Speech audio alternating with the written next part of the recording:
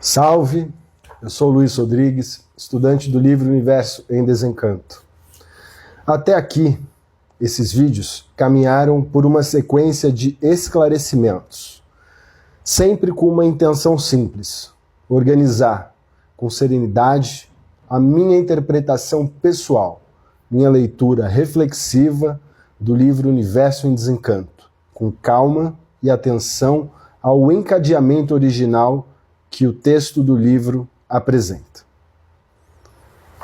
No começo, nós falamos daquela pergunta que atravessa tudo: de onde viemos e para onde vamos. A ciência descreve a matéria, o tempo e os processos do universo físico. O livro, por sua vez, apresenta um mapa de origem e retorno em outro registro. Uma planície racional pura, limpa e perfeita, de origem eterna.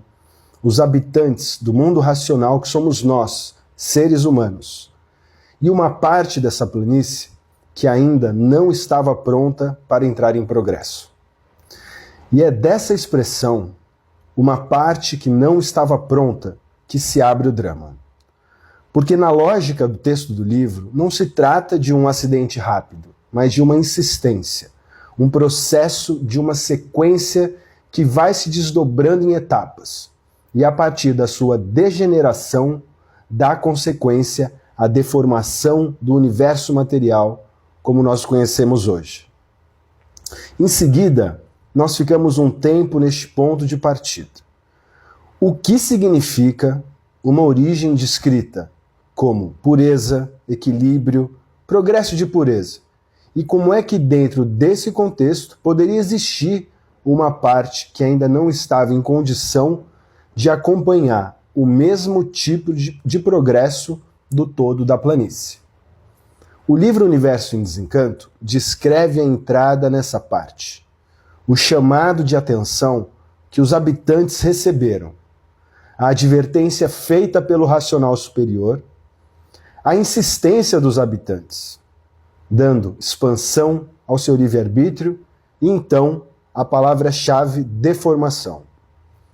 Ali começa a tratar a queda não como um espetáculo, mas como uma transformação gradual de estado. Uma mudança de condição, com perda de energia pura, limpa e perfeita, que o livro chama de virtudes.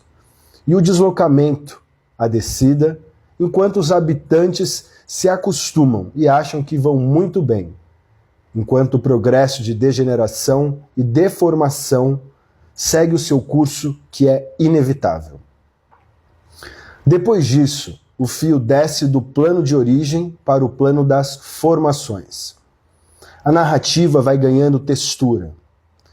Em vez de ficar apenas na ideia de deformação, o texto descreve como isso aparece em alguns elementos. Foco de luz se reunindo, formando a partir das virtudes perdidas dos habitantes. Esse foco aumentando e, aos poucos, mais adiante, esquentando. O sol em gestação, sob esse calor, as formações que o livro nomeia como resina e goma. A afirmação direta de que a resina e goma são terra e água. A partir daí, o texto faz a passagem para a água penetrando na cinza, o apodrecimento, o surgimento dos micróbios e a marca decisiva. Nessa altura é que começou a geração dos corpos. E surge aqui neste chão o animal racional, ou seja, o ser humano. Esse ponto é importante porque ele dá o tom de toda a leitura. O livro não está construído uma narrativa decorativa.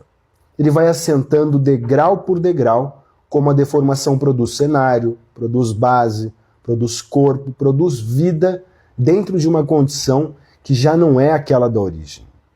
E quando chega a formação dos corpos, ele não trata o ser humano como um ápice em linguagem de vaidade. Ele usa a expressão animal racional.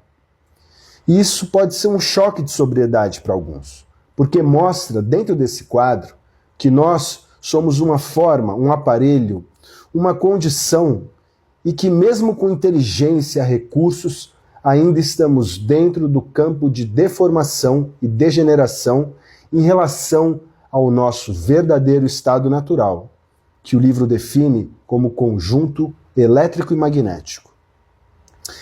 E é aí que a sequência encosta no ponto mais íntimo de todos: pensamento e comando. Porque depois de acompanhar origem, deformação, formação e corpos, o livro faz o leitor olhar para dentro e perguntar: o que é esse movimento contínuo que não para? Esse pensar, esse imaginar, esse oscilar, esse sentir.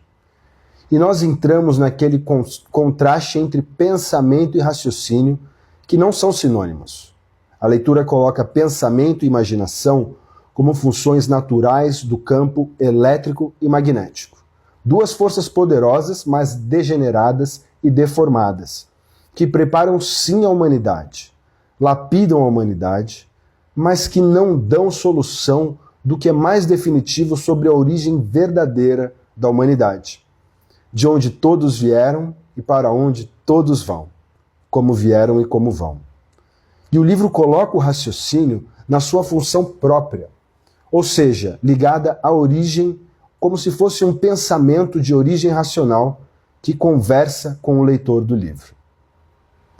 Nesse ponto, a linguagem do livro fica bem direta, quando ele descreve o vivente como um aparelho, sujeito às influências, às irradiações, aos dois fluidos elétrico e magnético, e por isso, vivendo em oscilações, desequilíbrio, ora pensando bem, ora pensando mal, sem regulagem, e por isso, vive sob a influência desses dois fluidos.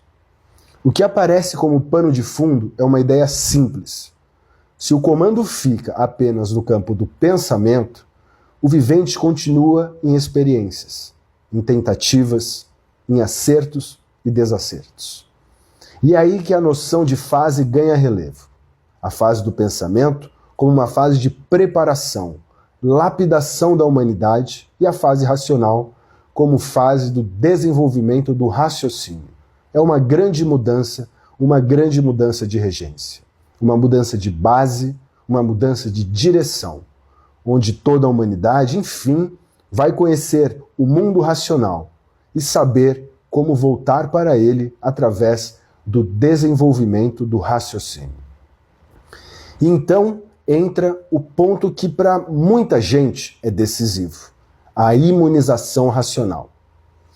O texto do livro apresenta a imunização racional como uma ligação com a origem, não como um rito, um espetáculo, não como uma promessa de palco. O livro fala de formas naturais, processo individual, estudo diário, realizado em casa e com constância na leitura. E reforça um traço que define o espírito do conhecimento. Não há necessidade de frequentar templos, sinagogas ou casas de pregação. A orientação é apresentada dentro do próprio lar de cada leitor, aqui, onde a vida do dia a dia acontece. Então, se eu tiver que resumir o que ficou firme até aqui, sem encurtar demais, nós vimos um mapa de origem e retorno. Vimos a deformação como um processo gradual.